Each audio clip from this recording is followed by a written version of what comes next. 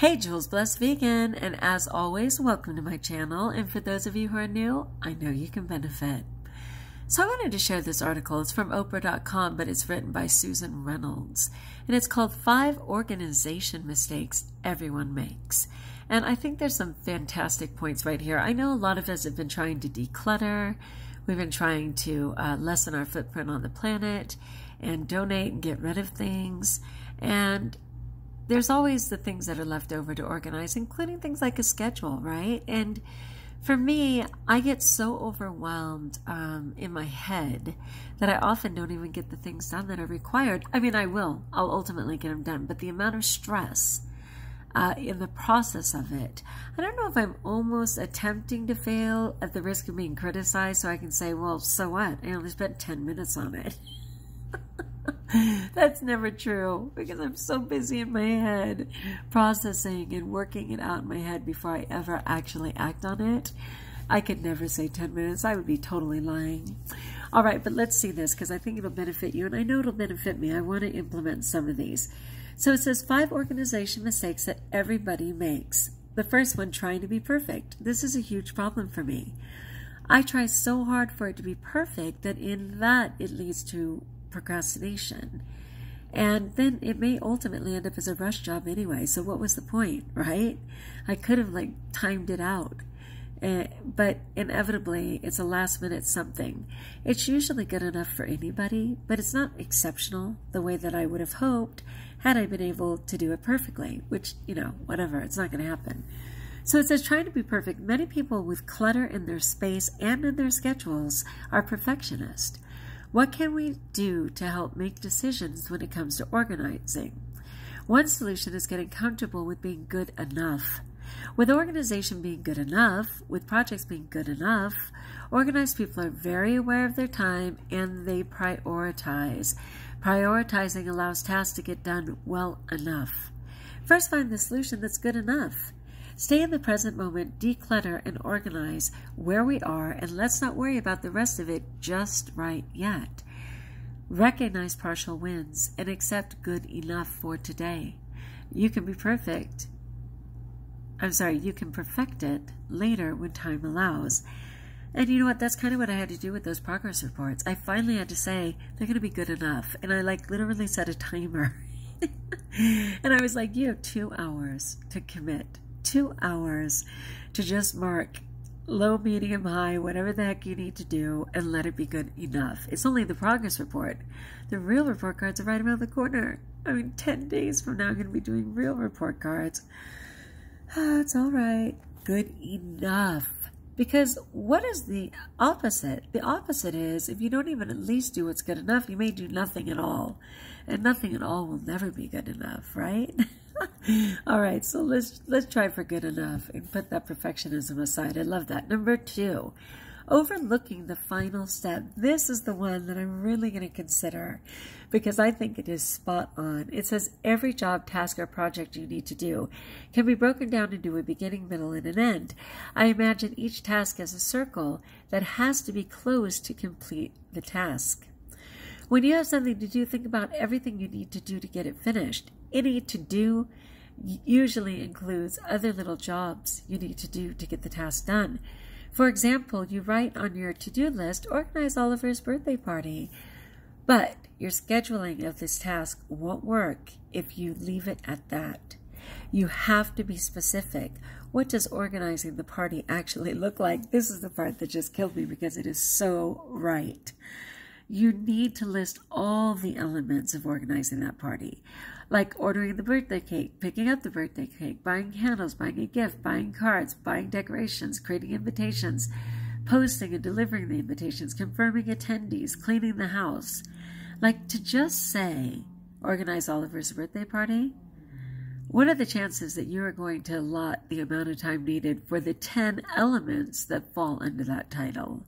And that makes so much sense to me. I always do a very basic to-do list, but I don't consider all the secondary things that need to be done to reach that to-do list objective.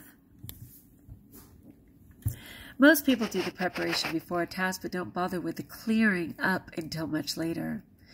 They want to get on to the next job, then the next job after that, leaving clutter in their wake. Getting the task done can be difficult enough, but once the task is over, we're often so relieved that we collapse and relax, or we have to push on to the next thing. It's very important to close the circle. Finish the job at hand. If you don't, it will nag away at you, creating clutter in your mind. The work is not done until it's done. I really like that one. A lot of the times my husband will come in and I'll have 10 things open. And he gets that women multitask, but I get it. I mean, it's like, can you just finish one thing? He's really good at doing one thing at a time, which freaks me out. I can't even imagine. And I kind of appreciated it. I remember when I was in college, and if I had 1 or 2 classes, I would totally just focus on that. But what I found when I had 5 classes or 6 was that I could find elements of each to complement the other and fill in the blanks. And pretty soon I was just hopping from assignment to assignment and finding out how it fit in the other class and what I could do with it. And I kind of love that. And so I do okay when I have a lot of things coming at me because I see patterns, but I really appreciate this. I have to be more specific. No wonder I'm so overwhelmed. I'm like, but my to-do list only had like 5 things on it. And underneath the 5, 15 secondary things for each one, right? No wonder. What do you think of that? I love that one. I got to pause you for some water. Oh my gosh. Okay, I was so busy running around right before this, feeding the horses, feeding the pig, feeding the dogs, doing all of these things. I ran to the store and I forgot to drink water. So I just guzzled 2 glasses of delicious cold water. Thank you, God.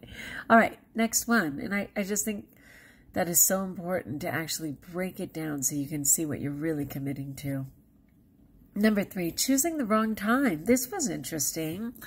Whether you're a morning person or a night owl, it's very important to assign your most difficult and most important tasks to the time of the day when you feel most energetic. Leave tasks lower down the priority scale for times of the days when you are less energetic. I'm hopeless in the afternoon, for example, so I schedule easy tasks then. If you're a morning person and need to organize the spare room, do it first thing. You'll get more done if you schedule it for the morning. Then, as your energy lags in the afternoon, sit down and call the insurance broker or book your car service. Or, if you work best in the evening, schedule writing your thesis after dinner. I can appreciate that. I don't know what I am. I mean, on here, I'm always reporting that it's midnight and I'm still going. But to be fair, I've still been up since 5 in the morning, right? So 5 in the morning, I need an alarm clock. Making myself go to bed before 1 is discipline. So I'm probably more of a night person. But a lot of it's just out of desperation. Because if I can sleep, I will. All right, next one. Putting things out of sight. I thought this was such a good one. When you approach your space, whether that space is a container, your wardrobe, or your garage, what is the access like? The system of organization will stay in place if you can get to the things easily. If you are fighting your way to get to something, then when it comes to putting things away, you won't bother.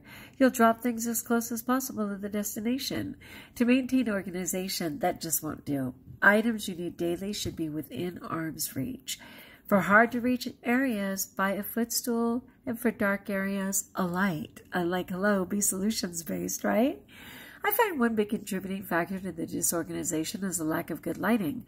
Whether it's in the garage, attic, under the stairs, or a deep kitchen cupboard, making sure there's good lighting and coming to the area will help you keep it tidy. It's one thing to be constricted due to lack of space. It's another to not be able to see any space at all. Shine a light on your situation. That's a cute line. I get that. Like for me, one moment, please. I appreciate this one too because unfortunately I have like a to-do folder at school, but I was tucking things away and realizing I wasn't getting things in. So now when I leave on Friday, I literally lay out all the things that are due for when I arrive on Monday morning, or actually at the end of every day. My room's completely cleaned and my stuff for tomorrow that I'm not taking home is laid out because, yeah, if it's out of sight, it's out of mind. That's not good for me. Okay, last one. Relying on containers. And I love this picture because look at the chaos. So I'm going to turn you around for a second. you see all of that. And you're probably going to check this article anyway. It's brief and it's a good one. It says, getting organized is not as simple as putting a few items in a container, and presto, you're organized. Organization involves an awareness of your habits, how you use things, how you use your home, and why. Storage does bring organization together and streamlines space. It gives home to all of your things. It makes it very easy to access everything. However, it's not always the answer.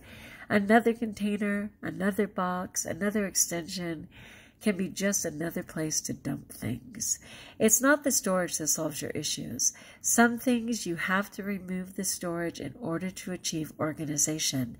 If there's one too many places to dump things, then removing the storage option is often your answer. If it was as easy as getting a box, we'd all have beautifully organized homes. But it's not the box, it's the behavior. There's some great lines in here.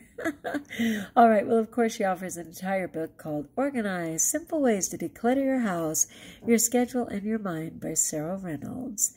And I'm sure it's great, but this was a great overview. So what do you think? Do any of those apply to you? And might you implement any of them? What do they have to do with vegan?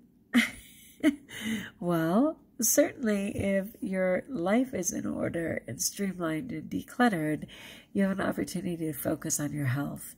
And for me, it's a matter of, making good choices in terms of maintaining a journal, having my kitchen organized in a way that I can readily grab what I need. It only takes one deterrent to throw me off my game. I'm not kidding you. Like, I haven't shopped enough, I'm going to want to eat the wrong food. Dishes aren't clean, I'm going to want to go out and buy something. Like, there's small things like that. So the more organized I am, the better chance I have at wellness. All right, I'd love to hear from you. Like if you like, join us if you haven't, subscribe. And until we talk again, best of all, trust that you're blessed.